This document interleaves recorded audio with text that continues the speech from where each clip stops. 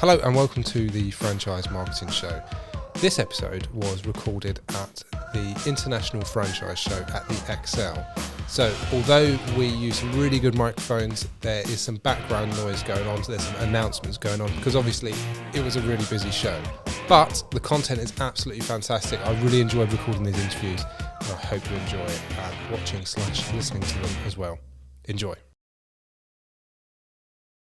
What do we do? What do we say to start? Hello, welcome to the Franchise Marketing Show. We're at the International Franchise Show. I'm John Davies from FASTSIGNS. Is it started now? Yeah. Okay. So you've just done it? Yeah. I'll put that in your... So what I'm going to say is, my name's John Davies. I'm the UK Managing Director of FASTSIGNS. I've been to several of these events. We've worked together a lot. Yeah. I didn't want to come over here and do the usual formulaic thing. Yeah. So I thought I'd switch seats, switch tables on you, and ask you a few questions. Go for it. So, firstly, what is it about the Barbican Centre that you like most? So I like that you sort of walk up to it and think it's going to be absolutely shite. Because it doesn't fit in with anything else in London really like that's that side. There's the odd building that looks like that, but there's nothing that's like that scale that looks like that. And like walking around, it just sort of feels like you're in a parallel universe of what London could have been like in like the 70s, 80s, 90s if everyone had carried on building like that. Okay. That's what I like about it. So how did you find out about the secret tour or the guided tour or the behind-the-scenes view? So we just was wandering around and then we went into the Barbican Centre, so there's like a theatre and arts centre in there, and I saw there's a shop and I can never refuse going in a little shop. And then like a gift shop? Yeah, exactly, yeah. So you're attracted to touch shops, really? Posters. Okay. I'll buy a poster from any gift shop.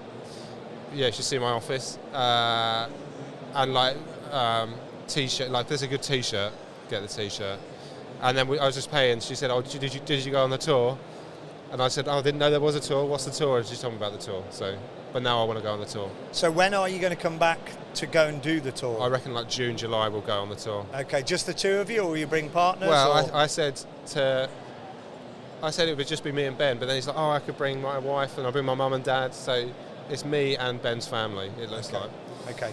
Right, I'm going to change it up now. Okay. So you've been at many of these events and Yeah. you've done this. What I want to know is what makes a good guest on your podcast? I tell you this honestly, someone that asks questions back. Okay. Because if it's just me asking questions, it's a bit boring. But It just looks like an interview then, doesn't it? Okay. But if they're asking questions back, then I think it's quite interesting because it's more of a conversation rather than just me chucking questions. So it looks natural. Back. It just looks like two friends. Yeah. Okay. Clearly, I mean, we would never be. No. But I mean, it looks like we Exactly. could be. Yeah. Okay. So do you have people that you think absolutely knock it out of the park? Like you meet them and you go, wow, that is how to do a podcast, a presentation, whatever. Do you meet those people? Now and again, yeah. Okay, so it's like a key skill, but seldom demonstrated. Yeah. Okay, so could you give tips on what people could do or should do to improve? Because we could make this like an educational session, couldn't we? We could. What should we go with? So tips. So like I said, just sort of don't treat it as like a one-way thing. Treat it as a two-way thing because that's a much more interesting thing to watch and listen back to. Yeah. And the interview will go on for longer. So I found the people I've interviewed at this, I'm just asking them questions and I'm looking at that every few minutes and thinking, I've got to get it over this certain amount of time. So I'm trying to think of more questions. Oh, right, okay. Whereas if it's just a back and forth, I probably wouldn't be looking at the clock. Right.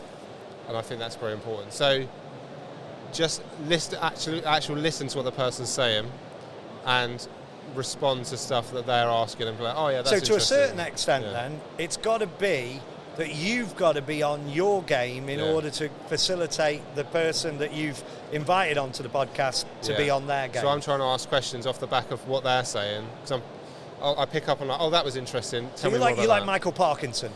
Better than Michael Parkinson. So when you meet your Nicole Kidman, or no, Meg Ryan. Yeah. When he met Meg Ryan, that was bad, when you meet that person, what do you do? Just think, give this up for a bad go. We're not compatible.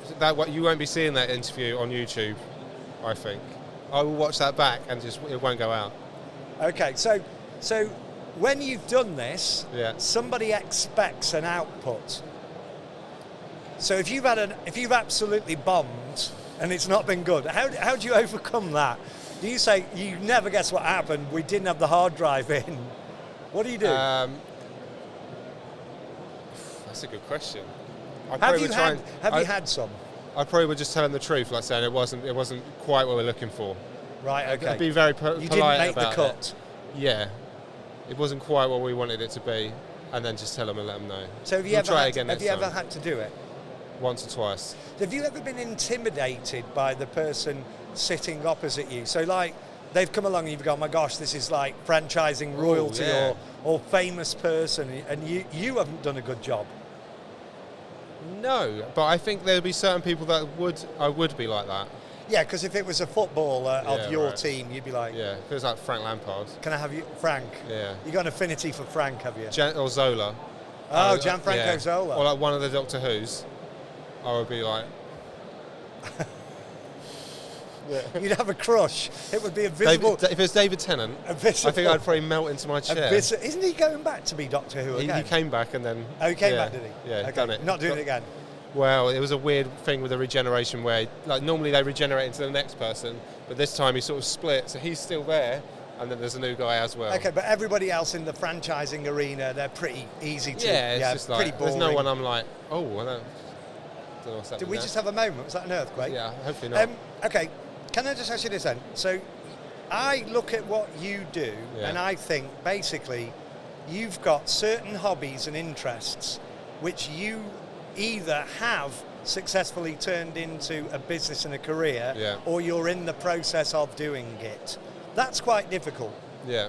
What tips would you give for somebody who has a passion, it's a skill, hobby or interest, how do you turn it into business? Because you've plugged away for a long time to get where you've got, haven't you? What are your tips? So with the video stuff, that was very much like a hobby. And it was just like, I enjoyed doing that. How can I earn money from it? So there's a lot of trial and error. There was a lot. Do you often question, I like doing this, how can I make money out of it? Is that the... Yeah, so with the film photography thing, yeah. Ben will not like me saying this. Well, look, it's only you and I. No one else is going to listen to Ben this. won't watch this back. This will be on the floor of the cutting room. We both know that. Ben will not like me saying this, but I am already thinking of ways like how can we earn money from it? Because I'm like, I might as well. Like, yeah. But I enjoy doing it as well. I'll carry on doing it if it meant we didn't earn anything from it. This is yours and Ben's photography. Yeah, we'll YouTube channel. We'll take weird photos with different cameras and different lenses. But I'm like, surely there's something that we can do that film photography would go somewhere and take film photographs. So somewhere. Ben doesn't necessarily view things from a monetary aspect straight away, but you've got this mind of like, how can I make money? Yeah, because I've been doing like self-employment for so long. How long have you done it for? 15 years. And was last year a good year out of those 15? Yeah, it's pretty good. Yeah. So you've arrived at a point where you're like, I can make this work now. Yeah. Because we work together. I mean, I've seen your invoices. They're quite hefty. You know, there must be some money to be made out of it. Yeah, it's good. Okay, do you have an area of interest that you wish you could monetize at the moment? Not that, no. The video stuff's like I'm doing pretty well with that, like, and I'm enjoying doing that. Good. Doesn't feel like work ever. Good. Like when I go somewhere, it's like, oh yeah, it's going to be good. Sometimes I feel a bit nervous because I want to do a good job at it. So like the other day we were going to Gatwick for FASTSIGNS, and I was like a bit sort of wary about what to expect because it's Gatwick Airport. And big profile. That's a big thing. Yeah. It's a big profile client of ours as well. We were nervous about it. It's been a success of the job that we've done, and you think that the big thing, you can always get PR and press and notification off a job like that. So it is high stakes. Yeah, well, that's good that you're viewing it as similar. Absolutely, 100%. Yeah. So it's like I didn't know what to expect, but then when we got there, it was like, okay, they've done this, and it looks really good, and you sort of know what to do. So okay. Yeah. So do you think your work gave a good depiction of the work which we did? Did you? Yeah, I think Did so. you enhance it? Did you shout about? You're happy with it? You've seen it. I've watched it. I've you got think the footage, we're going to be happy? Yeah. Okay. So, do you have children? One. Do you want them to do you want them to get a job, or do you want them to do something that they love and try and monetize it? Yeah, get to do something they love and monetize it. And is that how you will encourage them? I won't like push them to do that, but like I'll be like, that is an option. You can do that. So every day of work for you doesn't really seem like a day of work. No, like I work really hard, like, and I probably work harder than some, like people that are employed. Well, that's the bit that I know, like, because the bits that we see you doing is like a very small bit of what you do. It's all the work behind the scenes and the editing and the production and stuff. So you must be alone at home working on that, my office, thinking they don't realise, but this is all the value. I don't think they don't realise that, but because I'm going away. I mean, let me tell you, I'm a client, aren't I? They don't. They get this video and they go, "I've paid X amount of money and that's my output." Yeah. They don't appreciate the editing and cutting. Now, the reason I do is because we've done some recently in the US with colleagues of ours, and I can see the output there isn't as good as the output that you give us. Now, you don't know whether that's the person who on the day didn't interview very well or whatever, but it's made me appreciate the value and the quality with which you deliver. A lot of that is down to the questions you're asking, and Hannah as well. It could be. Does a great job. It could be. Yeah. Oh, Hannah does? Hannah does the questions. Okay, shout out to one of my colleagues, Hannah.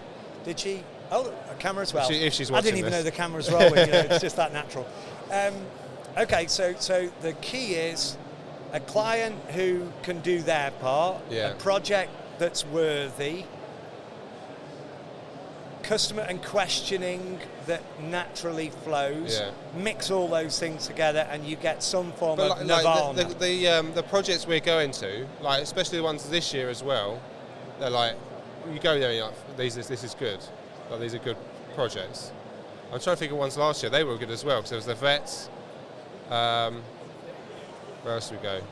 And then Signia was good. Signia. They were good, but that's because the customer was absolutely on it. Live and on camera. I did some stuff for Signia off the back of that as well. Okay, so that's interesting. So you do a project down there for us, and then they like what you do, and they become a client. So right, so I'm going to wrap this up with a question. Okay. We started by talking about the Barbican Centre. You clearly love that, you and Adam. It's a bit strange, but I'm aware that there are people out there that like train spotting.